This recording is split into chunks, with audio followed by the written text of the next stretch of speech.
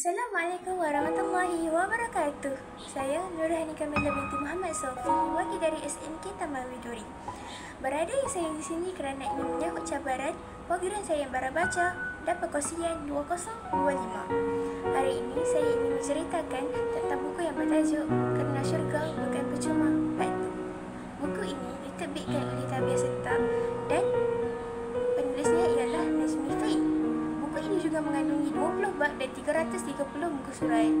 Namun, isi penting yang boleh kita dapat dalam buku ini ialah dia menceritakan tentang perjalanan seorang lelaki yang dahulu bersifat munafik dan amat jahiliah.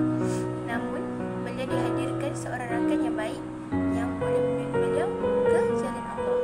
Namun, itu semua hanyalah sementara kerana tak lama selepas itu, rakannya meninggal dunia.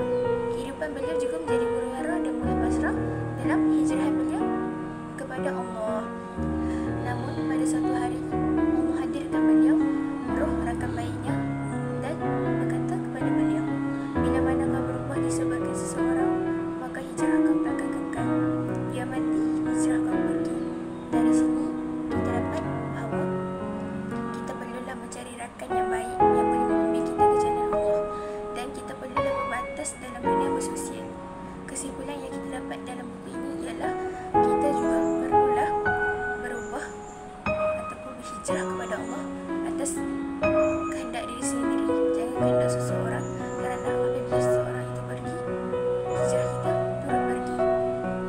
Akhir kata daripada saya, jikalau saya tersalah tutur bahasa, maafkan saya, dan jikalau apa yang saya sampaikan hari ini ada tergelis hati seseorang, maafkan saya juga. Saya juga tak pernah lari daripada kesilapan, dan marilah kita sama-sama mengubah diri kita ke arah kebaikan, kerana kita semua berhak mendapat peluang yang lebih baik untuk membaiki diri kita. Sekian daripada saya.